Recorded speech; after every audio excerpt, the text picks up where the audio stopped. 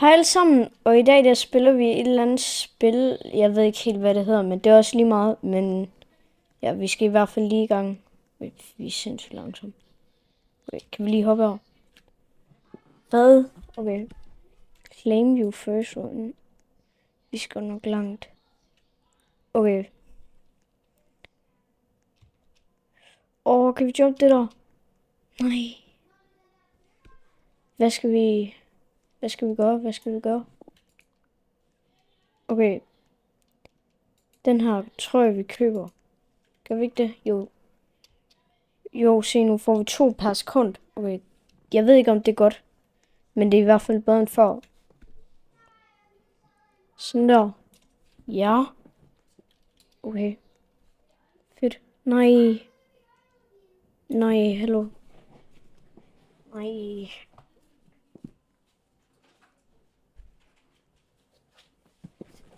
Okay, jeg er lige tilbage igen. Det larmte lidt. Okay, sådan der. Vi skal bare lige claim lidt her. Nej. Hvordan? Det er jo umuligt, det her. Hvad med det her? Claim reward. Vi joiner lige gruppen. Hvis vi kan få lov. Okay, det ser ikke sådan ud. Sådan der. Magic carpet, den må være dyr.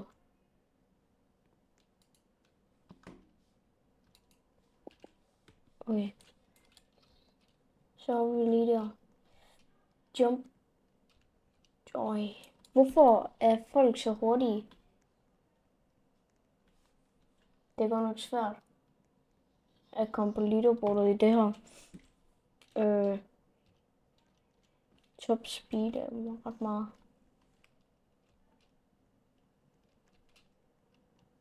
Okay. Nej. Eller er det fordi... Ja, man kan gå over ting. Okay. Så vi... Ej, vi er så tæt på. Nu kan vi godt. Umuligt, vi ikke kan nu. Og så hopper vi der. Ja. Og så går vi over her. Wait, kan vi få et win her? Det ser sådan ud. Yes. Vi får vores første win. Og så er der noget her, vi skal gå igennem. Vi lige skal claim den. 5 wins. Tror jeg bare lige vi kan få. Hvordan upgrader man jump?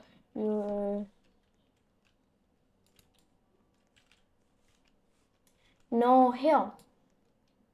Hvad koster det? Upgrade jump. Okay. Det er jo de der point. Okay. Wait.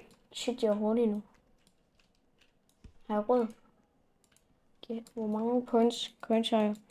Jeg har... Hvor står ens coins overhovedet henne?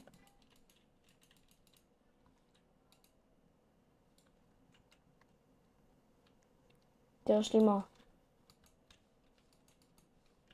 Okay, jeg har den der. Okay. Hvor er vi? Okay, vi spammer jo igennem der. Og nu kan vi altså hoppe sygt højt. Eller sygt, men... En shimmy. Den her kan vi godt, ikke? Ja. Sådan der.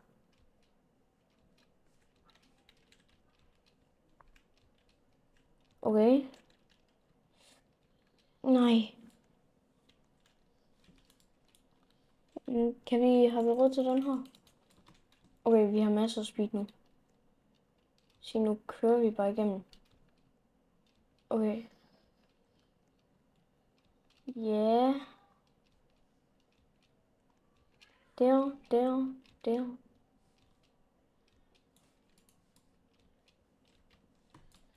Vi mangler lidt jump for det der. Ej, det kan vi stadigvæk ikke. Vi skal lige upgrade jump. Kan vi hoppe højt? Ikke sådan vildt højere. Så vi kan bare jump over det her. Det er easy.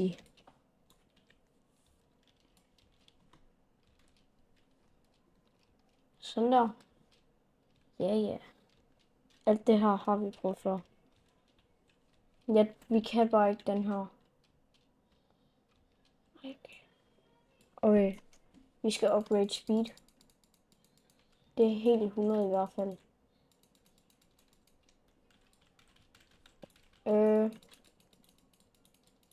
Hvordan får man... Sådan her. Vi har lige upgradet lidt speed om bare. Jeg kan ikke helt mærke det. Nu jeg tror bare lige, vi får 5 wins her. Det gør vi bare lige igen. Oh my god. Det gør vi bare lige igen. Ikke 5 wins, men 1 win. Men vi skal have 5. Ja. Tæt på at falde ned. Og så mangler vi bare sidste. Hvorfor ham der så hurtigt? Står der i shoppen? Nogen har købt noget? Nej. Sådan der. Og får 2 pers. Eller 4, fordi vi har fordoblet den nu. 25. Kan vi købe noget speed? Ja, der var lidt.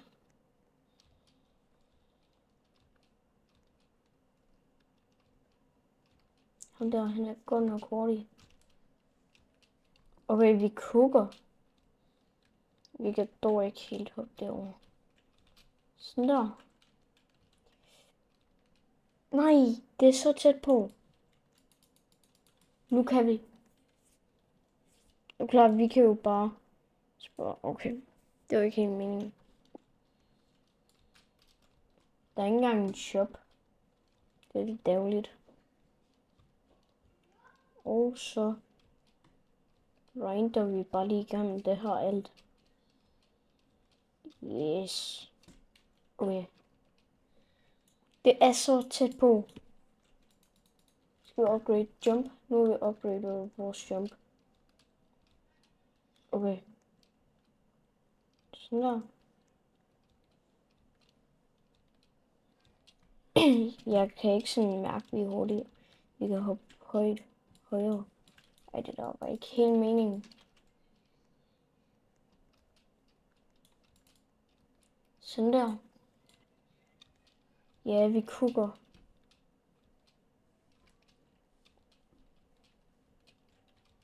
Jeg tror godt, vi kan klare det nu. Det var tæt på. Vi ikke kunne. Vi giver kontoren. Det der, det kan... Wow. Det koster 25. 25. Okay, vi går lige igennem det her. Vi køber lige den her. Vi er nødt til at blive bedre. Vi kan ikke gøre andet. Altså, vi er så dårlige. Eller, jeg er dårlig. Sådan der. Et win der. Hvor meget har vi? Vi skal bare lige upgrade speed. Det er bare speed, vi skal have en masse af. Jump, det har vi meget af. Okay, vi har 10 wins nu. Og vi upgrader lige speed her. Jeg føler mig lidt hurtigere. Men ikke meget. Til gengæld tjener jeg 8 per sekund. Tror. Okay. Wait, kan vi komme herop? Nej, hvorfor gjorde jeg også det? Okay, vi kukker. Se, så er det bare easy at klappe det her. Nej, hvad sker der? Okay, nu har vi mere speed. Vi kan bare gå over den der, altså. Okay, sådan der. Shit, jeg føler mig meget hurtig. Jeg føler mig sindssygt hurtig.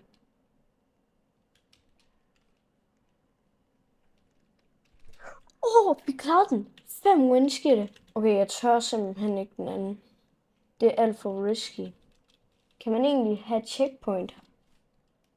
Eller sådan noget? Jeg vil gerne have 25. Se. 6,3000. Det er meget. Står der egentlig, hvor meget speed jeg har? Jeg kan ikke helt se det. Wait, vi tager jo bare den hurtige vej. Nej! Ej, det gør vi ikke. Okay. Okay, vi kukker. Det var tæt på. Vi ikke kunne. Sådan der. Nej. Det var tæt på. Og vi kan jo slet ikke nå derovre. Det er umuligt. Okay, nu skal vi bare lige sådan her. Og der. Ja. Sådan der. 5 wins der. Nej, hvad sker der? Sådan der. Okay, vi kan godt. Nej. Hvad? Sådan der. Sådan der. Ja, okay. Okay, jeg var lige ved at failure. Så... Oh shit. Ja. Ej, hvis den... Okay. 5 wins der. Godt, nu upgrader vi lige her. Nu får vi sådan 20. Ja. Det er ikke dårligt.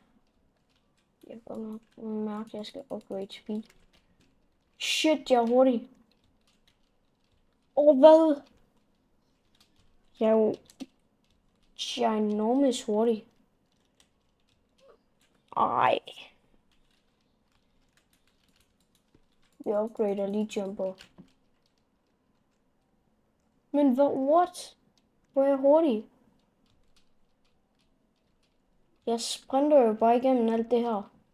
Så se, hvor hurtig jeg er. Ej, det er tæt på. Vi skal bare have lidt mere speed. Ja da. Okay. Ja. Hvor mange af de her baner er der egentlig? Jeg ved ikke, om der er flere boards fra den. Okay. Sådan der. Yes. Okay. Kan vi? Vi mangler bare 1 speed mere eller sådan noget. Jeg tror, vi kan nu. Okay. Vi går i hvert fald flyvende igennem det her. Ja. Ja, vi kunne. Nej. Nej, hvordan skal jeg komme derop? Jeg skal jo have ultra meget jump. Jeg lige... Hvor meget skal jeg bruge den næste? 100. Jeg føler ikke, sådan jeg fik meget jump. Men okay. Okay. Vi hopper faktisk meget højt. Vi hopper sindssygt højt. Det der, det var irriterende. Shit. Ej! Lidt speed. Sådan der.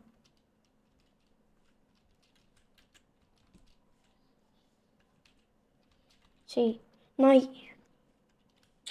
Det går ikke, det her. Vi skal lige skynde os. Ja, det var det, jeg tænkte, vi kunne gøre. Er jeg jo hurtigere end den? Nej, det er jeg ikke. Hvad? Vi kunne den.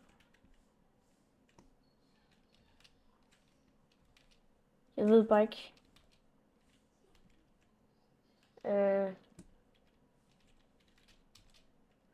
Når vi skal herop. Okay, vi skal have meget mere speed.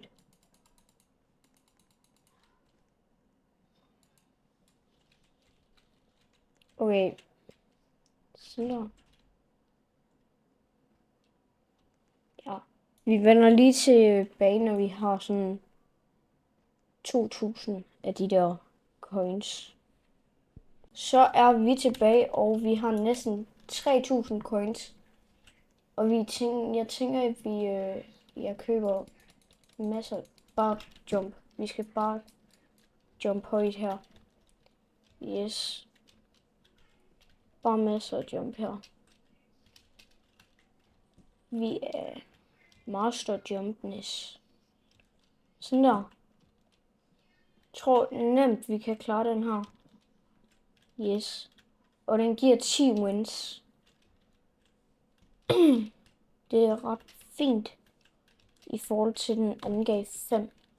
Så. Vi skal godt nok højt op. Jeg tænker, vi klemmer de 10 wins. Ja.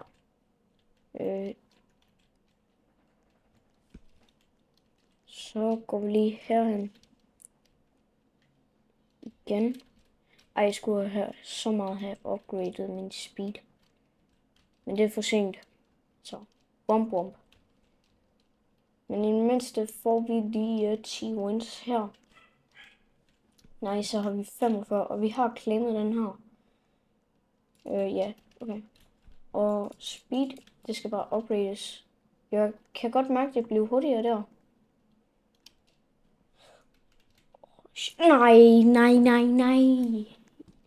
Hvad laver jeg? Jeg var low-key tæt på at falde ud over der. Og så går vi lige den her igennem. Og så er det bare den her. Vi har masser af speed.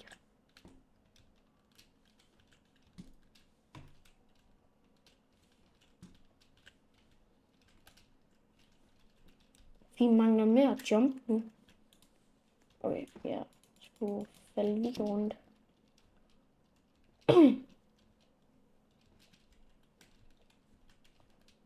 Sådan der. Og så løber vi bare der. Tornadoen, den går vi bare snilt igennem her. Vi burde nu kunne... shit. Vi kunne bare have stået heroppe. Gået herop, og så gået der og der. Nej. Sådan der. Hvad er lavest? Må ikke vi kan? Nej! Hvor højt op er der? Der er faktisk meget højt op. Skal vi lige se. Er det bare fordi jeg er dårlig, eller?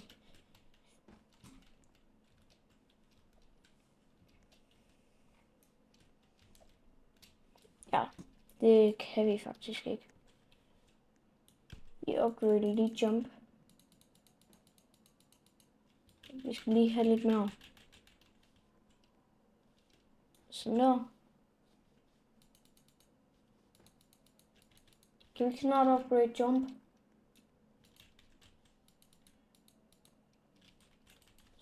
Okay, den er der snart. Sådan der.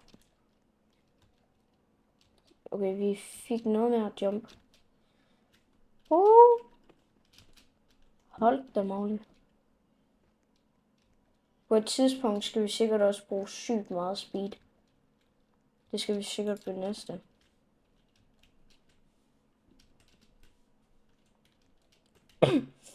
Ja, det går ikke dårligt. Vi klarede det. Eller gjorde vi?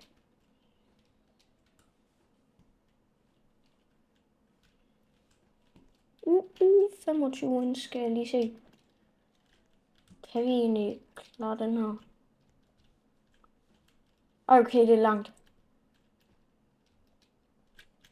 Please ikke fail. Ej, den her. Fail. Nej, vi kunne lige have fået 25 wins. Okay. Nej, det skulle jeg bare ikke have gjort. Nu løber vi bare igennem det hele. Jeg gjorde det samme igen.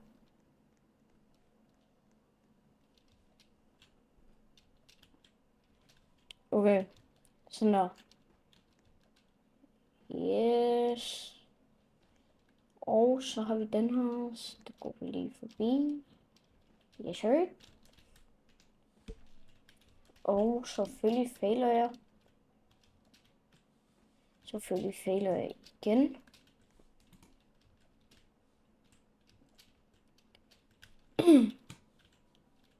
Og op der. Jeg skal virkelig hoppe langt. Og så, hvis jeg røg ud over der, jeg skreg som en lille abe. Sådan der. Og vi skal lige sikre, vi klarer det, så vi går lige helt op på toppen. Og vi er ikke hurtigere end den endnu, så det er meget rart, at vi bare kan løbe igennem den. Fik vi 10 wins for den der? Tror vi det. Ja, så har vi 100. Hvor meget får vi? Vi får 40 per sekund. Okay, det er meget godt. Okay. Hvad? Okay, vi kunne bare hoppe derfra og bare. Og så jumper vi lige her. Den her, det er den nemmeste. Altså. Så nemt.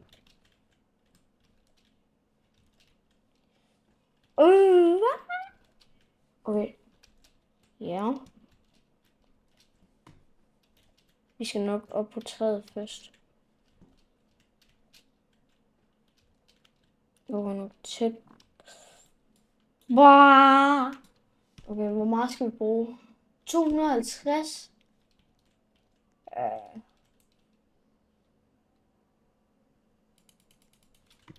Sådan der. Nu er vi extreme igen.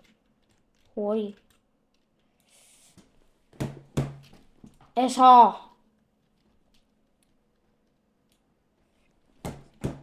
Hvad sker der? Okay, sådan der.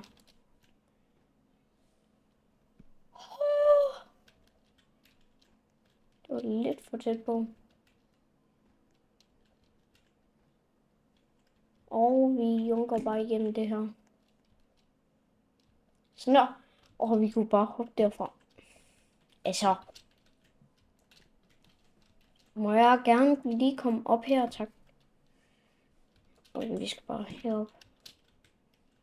Ja. Yeah. Glem hvad jeg sagde. Jeg sagde overhovedet ikke yes. Ej, hvad? Ja, det går da meget godt. Jeg må ikke sige, det går godt. Det bringer åbenbart ud. Yes. Fedt. Vi kommer op. Sådan der. Jo. Ja. Okay. Nej. Hvad sker der? Jeg skulle aldrig have trykket upgrade på den speed-knap, altså. Okay. Vi kan godt. Shit.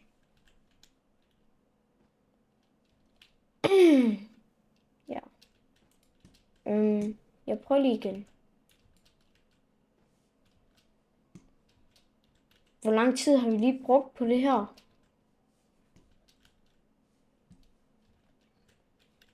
Nå ja, I må også gerne skrive ned i kommentaren, hvad vi skal spille næste gang.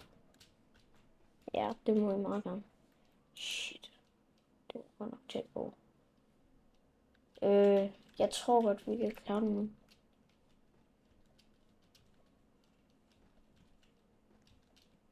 Yes, den er nem nu. Eller hvad?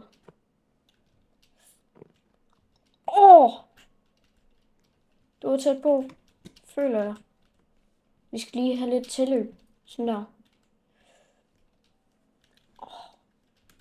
Det der kan vi. Nej! Ja. Jeg kan hoppe rimelig meget højt. Ja, jeg tænker bare, at vi... Sådan der.